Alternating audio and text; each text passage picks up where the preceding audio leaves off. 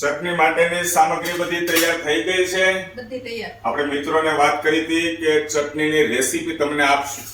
મજા આવે એવી ચટણી. રોટલી, ભાખરી, રોટલા સાથે લુખ્ખી તમે ખાઈ શકો. સબ્જી ન બનાવી હોય ઘરે તો ચાલે એવી ચટણીની રેસીપી હેતલકુમાર લાવ્યા છે. બરાબર છે. અને છેલ્લે સુધી વિડીયો જોઈજો તો તમે આ ઘરે આ રીતે ચટણી બનાવશો, તમને મજા આવશે. હા, ખાસ દેશી મરચા હોવા જોઈએ. પછી આ દેશી મરચા લીલા કલરના હોય કે લાલ કલરના હોય, કોઈ પણ ચાલે. મને લાલ કલરના મળ્યા છે તો એ લીધા છે આપણે. જો સામગ્રી તૈયાર થઈ ગઈ છે, સરસ મજાના આમ જો ધાણા કટિંગ કર્યા છે અને આ મરચા કટિંગ કર્યા છે. આ બાજુ અદરક છે. અદરકનું પ્રમાણ બિલકુલ ઓછું લેવાનું છે દોસ્તો. અને આ સિંગ, કાચા દાણા લેવાના છે સિંગના. આ બાજુ લીંબુ જરૂરિયાત પ્રમાણે, સ્વાદ પ્રમાણે, નમક અને બરફના ટુકડા પણ લેવાના છે. અને આ રેસીપી કોણે આપી છે ખબર છે? આ જો કે છે ગળપણ માટે સુગર, ખાંડનો ઉપયોગ કરવાનો જરૂરિયાત પ્રમાણે. આ રેસીપી આપી છે અમારા ભાણિયાભાઈ Bhadreshbhai Thummar, British natural family restaurant.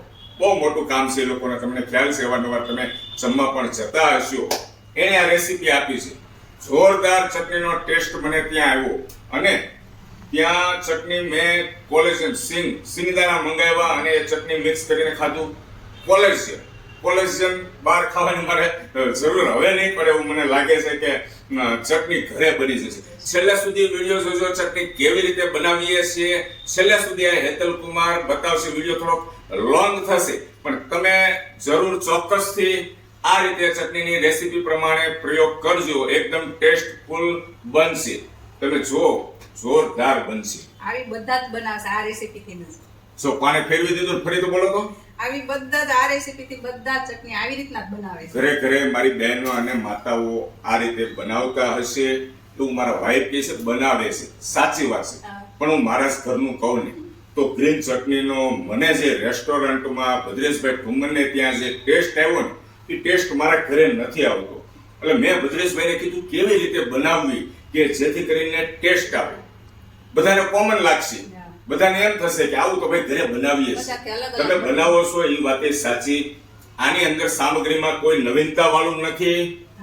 ઘરે ઘરે બધાની ઘરે હોય છે સામગ્રી છે, પણ મેન હોય છે માપતાલ દોસ્તો.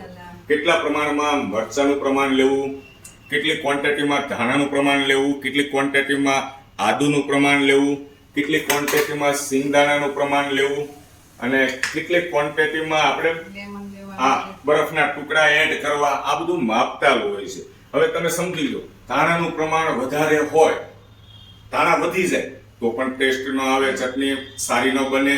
મરચાનું પ્રમાણ વધી જાય કે તીખો નકરો ટેસ્ટ આવે તો પણ સારી ન બને.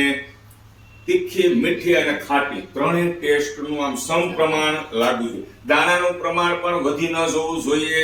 આ વાતનું પણ ખાસ ધ્યાન રાખવાનું. ચાલો દોસ્તો, વિડીયો લોંગ થાય છે, છેલ્લે સુધી જોડાયેલા રહેજો. આ ટાઈપના હેતલકુમારના વિડીયો આવતા હોય છે, તમને પસંદ આવે તો લાઈક, કોમેન્ટ, શેર કરતા રહો. બીજા મિત્રો પણ જોઈ શકે અને કોમેન્ટમાં બની શકે તો જય શ્રી કૃષ્ણ લખજો.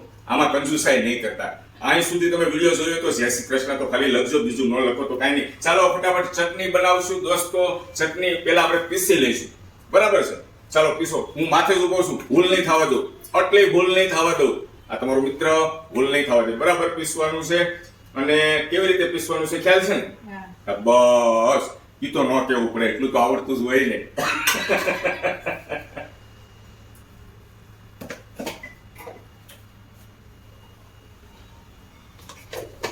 જો અંદર નમક પણ એડ કરી દીધું છે, દાણાનું પ્રમાણ. દાણા ભલે આપણે અત્યારે ક્વોન્ટિટી બતાવી પણ આપણે જરૂરિયાત છે એટલે જ લઈશું. એ પ્રમાણે મારી બહેનો અને માતાઓને ખબર હોય છે. પણ થોડુંક માપતાલથી કરો ને તો સ્વાદ એક નંબર આવશે ચટણીનો. જો બરફના ટુકડા પણ સાથે નાખી દીધા છે આ દ્રશ્યની અંદર દોસ્તો, તમે જોઈ શકો છો. હવે આપણે પીસવાનું છે. જો ઢાંકણ બરાબર ખુલ્લું ન રહી જાય ને, તો હું તો નજીક જ ઊભો છું.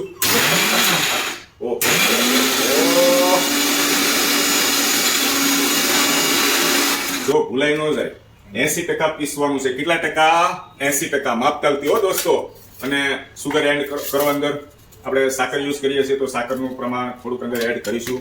થોડું પ્રમાણ એટલે આપણે જે સ્વાદ અનુસાર હો. હા, 80% પીસવાનું છે. 80% આપો આની અંદર ધીમે ધીમે અંદર ભાઈબંધ મિત્રો, જે આપણે ચટણીની વાત કરતા હતા, રાહ હતી, એ ચટણી તૈયાર થઈ ગઈ છે. મેં ટેસ્ટ પણ કરી, ટેસ્ટમાં નંબર 1 છે. અને ફરીથી ટેસ્ટ કરું છું. તીખું ખાવાનો શોખીન છું એટલે મરચાં પણ દેશી મરચાં તીખા જ હતા. અને આ ચટણીનો બેનિફિટ એ છે કે 10 થી 15 દિવસ સુધી તમે ફ્રીજમાં રાખો, બગડશે નહીં. કારણ કે બગડી જાય એવી સામગ્રી જ અંદર કાંઈ આવતી નથી. બરાબર છે? તો તમે બનાવજો. નેક્સ્ટ વિડીયો રીલ્સની અંદર તમને કોલેજન ભેળ આ ચટણીમાંથી કેવી રીતે બને છે, ઇન્સ્ટન્ટ તમે ખાઈ શકો. ઝડપથી તમને સમજી લો, મોડી રાત્રે ખાવાની ઈચ્છા થઈ છે કોલેજન ભેળ, મારી વાઈફ કોલેજન ભેળ બહુ ખાય છે, તો મને મોકલે કે તમે લઈ આવો, તો મારે હવે જવું નહીં પડે. ઇન્સ્ટન્ટ. હા, દાણા હોવા જરૂરી છે. જો આ ટાઈપના દાણા છે, આ ટાઈપના દાણા હોય અને ચટણી મિક્સ કરીએ અને 0 નંબર સેવ એડ કરીએ, લીંબુ એડ કરીએ, એટલે તમને ટેસ્ટફુલ કોલેજન ભેળ તૈયાર થઈ જાય. અને આ સૌ પ્રથમ હું ટેસ્ટ કરતા પહેલા મારી વાઈફને પહેલા કરાવું કેવી લાગે છે. હવે તમે બનાવો છો ને, વારે વારે તમે ખાલી જોવો, વારે વારે બનાવે છે તમે જોવો. મેં બનાવી દીધી, તમે ટેસ્ટ હા, કરો કે થોડી કેવો ક્વોન્ટિટી taste ઓછી લો, ચાલો થોડીક ઓછી લો, પણ ટેસ્ટ કરું. તમે બનાવો એની કરતા સારી બની છે કે નથી બની, મને કયો પહેલા ખાલી. તમે બનાવો એની કરતા સારી બની છે કે સારી બની છે? જો એના મોઢેથી જ બોલે છે સારી બની. કારણ કે આની અંદર માપતાલ હોય છે દોસ્તો. માપતાલથી તમે બનાવો એટલે કોઈ પણ ચીજ વસ્તુ હોય સારી બને ને બને. આ મારા શબ્દ નથી, આ Bhadreshbhai Thummar British natural family restro, આ એના શબ્દો છે. કે આપણે ઘરે શું કરતા હોય છે કે બૈરાઓ કે થોડુંક ઉતાવળે ધાણાનું પ્રમાણ ઘટતું હોય કે મરચાંનું પ્રમાણ વધી જતું હોય કે નમક કે લીંબુ કે સુગરનું પ્રમાણ, દાણા કીધું હોય તો દાણા માપતાલ વગર નાખી દે, અટકળે એમનું વધારે. બરફના ટુકડા નાખવાના હોય તો 2-3 નાખવાના હોય, 10 ટુકડા નાખી દે એટલે ટેસ્ટ આવે નહીં. મજાક મસ્તી કરું છું હો દોસ્તો. આ ટાઈપની તમે પણ ચટણી બનાવજો. હેતલ કુમારનો વિડીયો તમને પસંદ આવે તો મારી ચેનલ છે YouTube ની અંદર, એમાં સબસ્ક્રાઇબ કરજો. હેતલ કુમાર સાવલિયા નામથી છે ને. ફેસબુક અને ઇન્સ્ટાગ્રામ ની અંદર ફોલો કરજો દોસ્તો. Thank you. ફરી મળીશું.